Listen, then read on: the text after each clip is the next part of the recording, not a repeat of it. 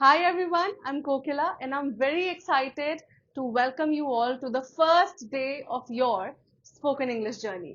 क्या आप भी जब लोगों के साथ मिलते हैं तो उनसे इंग्लिश में बात करना चाहते हैं, पर इंग्लिश बोलने में डर सा लगता है, सारे शब्द डिसअपियर हो जाते हैं, गायब हो जाते हैं?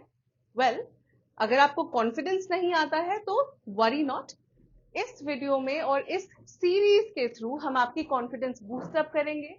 हम देखेंगे कि कैसे आप अपनी स्पोकन इंग्लिश को बेहतर बना सकते हैं। नाउ, कई लोग ऐसे होते हैं जो इंग्लिश समझते हैं, इंग्लिश ग्रामर उन्होंने पढ़ी है और शायद वो इंग्लिश ग्रामर में अच्छे भी हैं, बट बोलने की जब बारी आती है तो वो बात नहीं कर पाते, राइट? तो मैं आपको ये बता दूं कि जो स्पोकन इंग्लिश है और जो ग्रामेटिकल इंग्लिश होती है वो बहुत ही डिफरेंट होती है। स्पोकन इंग्लिश में कोई रूल्स कुछ खास नहीं होते, ग्रामर में आपके ग्रामर रूल्स होते हैं, राइट?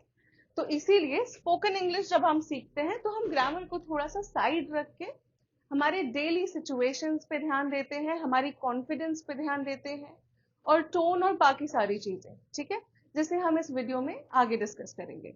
नाउ, जब आपको कोई कॉन्वर्सेशन स्टार्ट करनी होती है तो उसका सबसे बेसिक पार्ट क्या होता है कि आप किसी से कैसे ग्रीटिंग्स करेंगे, राइट? आप हिंदी में कहते हैं नमस्ते, नमस्कार, हाय, हेलो भी कहते हैं इंग्लिश में, है ना?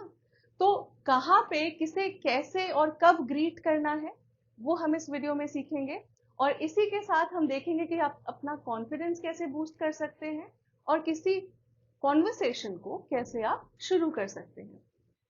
By the end of this video, यानी कि इस वीडियो के अंत तक, आपको काफी ज्यादा इंप्रूवमेंट समझ में आएगी और आप ये सारी चीजें अगर फॉलो करते हैं तो मेरा दावा है कि आपकी स्पोकन इंग्लिश जरूर बेहतर होगी, ठीक है? Now, what is spoken English?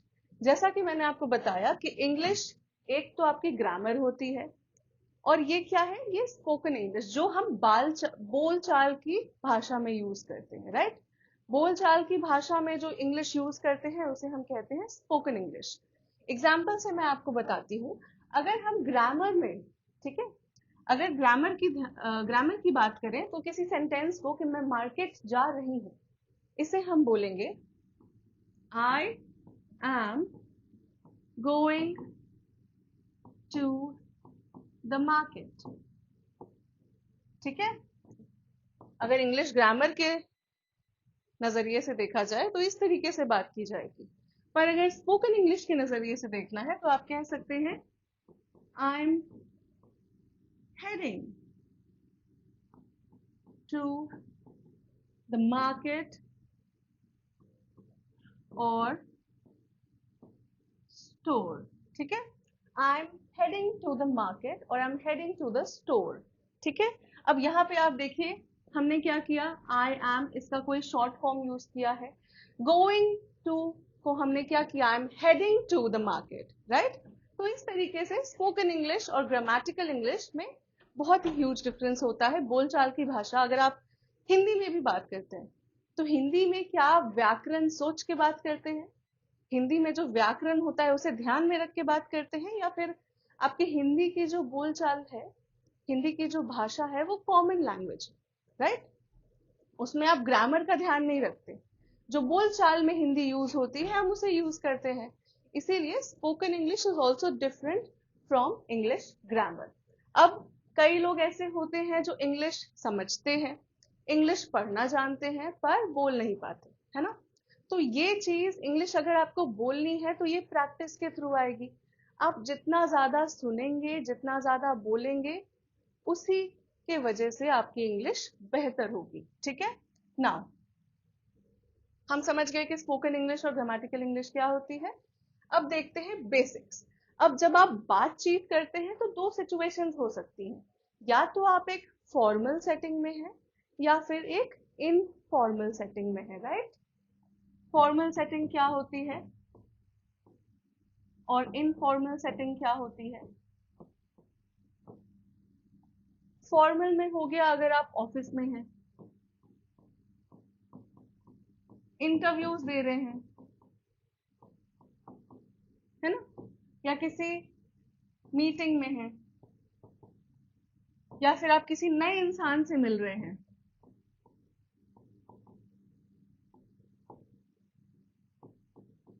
ठीक है, तो उनसे हम फॉर्मली बात करते हैं। औपचारिक और अनौपचारिक होता है हिंदी में। तो फॉर्मल इंग्लिश भी होती है और इनफॉर्मल इंग्लिश भी होती है। फॉर्मल में आप ऑफिस के लोगों से, बॉस से, इंटरव्यूज में, ऐसे सिचुएशन में आप फॉर्मल इंग्लिश कहते हैं, बात करते हैं। और इनफॉर्मल इंग्लिश आप जब अपने दोस्तों के साथ हैं, विथ फैमिली, फ्रेंड्स, ठीक है, या फिर जिन लोगों से आप जान पहचान है आपकी कई दिनों से, ठीक है, उनके साथ हम इनफॉर्मल इंग्लिश यूज करते हैं। ठीक है, तो फॉर्मल और इनफॉर्मल समझ में आ गया आपको। अब ये देखिए कि फॉर्मल ग्रीटिंग्स, ग्रीटिंग्स मैंने आपको बताया ग्रीटिंग्स क्या होती है। जब आप किसी से हाय, हेलो, नमस्ते, ये सारी चीजें कहते हैं, है ना। और अगर कोई भी बातचीत, कॉन्वर्सेशन की शुरुआत करनी है आपको, तो आप ग्रीटिंग्स से ही करेंगे। वो आपका बेसिक फंडामेंटल है ना। बिना हेलो, हाय, बिना ये कहे किसी बात की शुरुआत तो होगी नहीं। तो हम ये देखेंगे कि एक फॉर्मल सेटिंग में कैसे ग्रीटिंग्स की जा सकती हैं और एक इनफॉर्मल सेटिंग में कैसे ग्रीटिंग्स की जा सकती है।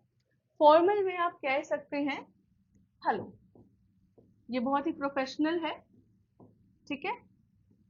कह सकते हैं आप क्या, हेलो, गुड मॉर्निंग, या फिर गुड आफ्टरनून, या फिर गुड इवनिंग, है ना। टाइम पे डिपेंड करता है कि आप गुड मॉर्निंग कह रहे हैं, गुड आफ्टरनून कह रहे हैं, या फिर गुड इवनिंग कह रहे हैं, ठीक है। अब टाइम पे कैसे डिपेंड करता है। अगर सुबह 5 बज रहे हैं, 5 AM, 5 बजे से लेके 12 बजे तक आप गुड मॉर्निंग कह सकते हैं, दोपहर के 12 बजे तक। अगर 12 बज गए हैं तो 12 बजे से 5 PM तक, 5 बजे तक आप गुड आफ्टरनून कह सकते हैं। और गुड इवनिंग आप 5 PM से लेके आपका जो बेड टाइम है, जब तक आप सोने नहीं जाते, तब तक आप गुड इवनिंग ग्रीटिंग्स के रूप में किसी को कह सकते हैं। गुड नाइट हम नहीं कहते ग्रीटिंग के रूप में।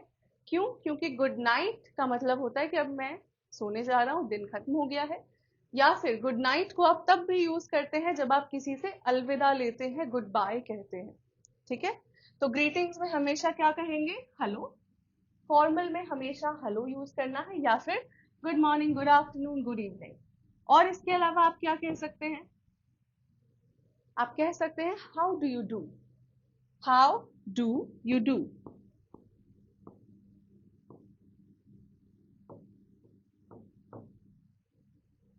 इस बात का ध्यान रखना कि जितना ज्यादा आप इन चीजों को यूज करेंगे अपनी डेली लाइफ में, उतनी ज्यादा आपकी इंग्लिश, स्पोकन इंग्लिश बेटर होते जाएगी, ठीक है। तो आपको क्या करना है, हमेशा कोशिश करना है कि आप इन सारी चीजों को अपने लाइफ में यूज कर सकें, ठीक है। हाउ डू यू डू भी हम ग्रीटिंग्स के तरह यूज करते हैं। तो आप या तो हेलो कह सकते हैं, या फिर हेलो गुड मॉर्निंग कह सकते हैं, या फिर सिर्फ गुड मॉर्निंग कह सकते हैं। इन सब में से आप कुछ भी यूज कर सकते हैं, ठीक है। हाउ डू यू डू भी ग्रीटिंग्स होती हैं। नेक्स्ट, अगर इन फॉर्मल ग्रीटिंग्स आपको करनी है, फ्रेंड्स के साथ हो, कहीं घूमने गए हो, फैमिली के साथ हो, इनफॉर्मल, है ना, तो वहां पे आप कैसे ग्रीटिंग्स करेंगे। कह सकते हैं हे, या फिर हाय, व्हाट्स अप, है ना। हे, हाय, व्हाट्स अप, क्या हाल है ना। या फिर किसी से बहुत लंबे समय के बाद मिले हैं तो कहना लॉन्ग टाइम नो सी, लॉन्ग टाइम नो सी। किसी से लंबे समय के बाद मिले हैं तो आप ग्रीटिंग में ये भी कह सकते हैं, अरे इतने समय बाद मिले, long time no see, right. तो hey, hi, what's up, long time no see. इस तरीके से आप किसी को हेलो, हाय, ग्रीटिंग्स कह सकते हैं और अपनी कॉन्वर्सेशन की शुरुआत कर सकते हैं इंग्लिश में, ठीक है।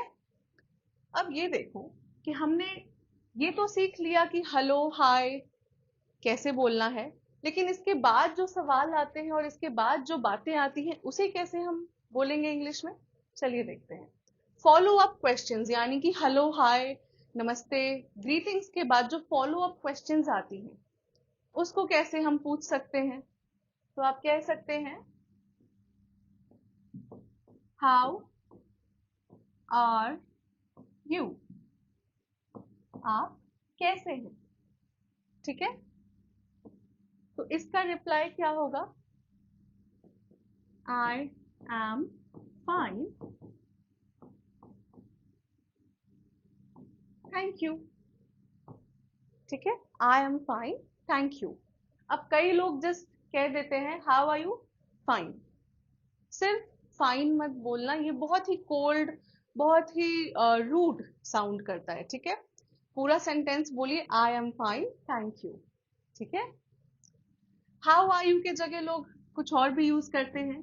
क्या यूज करते हैं, ये तो आपका फॉर्मल है, प्रोफेशनल है, ठीक है, ये प्रोफेशनल है, फॉर्मल है। How have you been, how have you बिन, ये आप इनफॉर्मल सेटिंग में यूज करेंगे, ठीक है। How have you bin, I am great, how about you. यहां पे क्या हो रहा है देखो, how have you bin, repeat after me, how have you बिन। तो आप क्या बोलेंगे, I am great, I am great, thank you, I am great, thank you, ठीक है। तो इसको हम बार बार रिपीट करेंगे ताकि हम इसे बिल्कुल डेली लाइफ में बहुत इजीली, बहुत फ्लुएंटली यूज कर सके, ठीक है। How are you, repeat after me, how are you. आप आंसर कैसे करेंगे, I am fine, thank you, ठीक है, I am fine, thank you. How have you been, how have you been. या फिर इसको जब हम स्पोकन इंग्लिश में, जब लोग बहुत फ्लुएंट हो जाएंगे आप, तो आप इसको ऐसे कहिएगा, how you been, how you been, how you been, ठीक है। हाउ कॉन्ट्रैक्शन है, हमने क्या किया, हाउ हैव को मिला के हाउ यू बिन ये बनाया है ना। तो प्रोनाउंसिएशन मैटर करती है, टोन मैटर कर जाता है, रिदम मैटर करती है। इसीलिए जो आपकी ग्रामेटिकल इंग्लिश है वो अगर आप बोलेंगे तो एकदम डिक्शनरी के जैसे साउंड करोगे, ऐसा लगेगा कि बस सेंटेंसेस को रट्टा मार के आ गए हैं। स्पोकन इंग्लिश में क्या करना है, कॉन्फिडेंस को बूस्ट अप करना है, ठीक है। टोन का यूज करना है, समय के हिसाब से, बात के हिसाब से टोन ऊपर नीचे जानी चाहिए, ठीक है। जिस तरीके की बात हो रही है उस तरीके से डिपेंड करता है कि आपकी टोन ऊपर जा रही है या फिर नीचे आ रही है, ठीक है। रिदम होता है स्पोकन इंग्लिश में, और प्रोनाउंसिएशन और कॉन्फिडेंस बहुत मैटर करता है। जब आप किसी से बात कर रहे हैं तो आई कांटेक्ट होना चाहिए। ये हमारा नेक्स्ट पॉइंट है, प्रोनाउंसिएशन एंड बॉडी लैंग्वेज, ठीक है। प्रोनाउंसिएशन एंड बॉडी लैंग्वेज, इसे हम अगली वीडियो में डिस्कस करेंगे। पहले आप ये देखिए, हाउ आर यू, इसको इतनी बार बोलना है कि ये जबान पे बैठ जाए, ठीक है। स्पोकन इंग्लिश आपको रेपिटेशन ही सिखाएगी, ठीक है। जितना रिपीट करोगे, जितना बोलोगे, उतना ज्यादा फ्लुएंट हो जाओगे।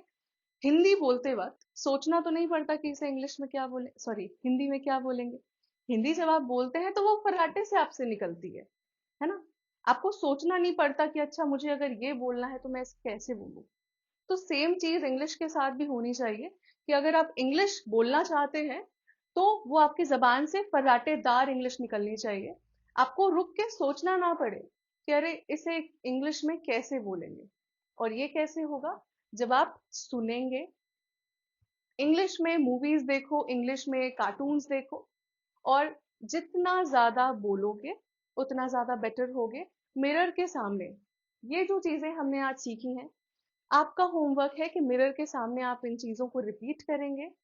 किसी फ्रेंड को ढूंढो या किसी जान पहचान वाले ऐसे इंसान को ढूंढो जो शायद आपसे इंग्लिश में बात कर सके।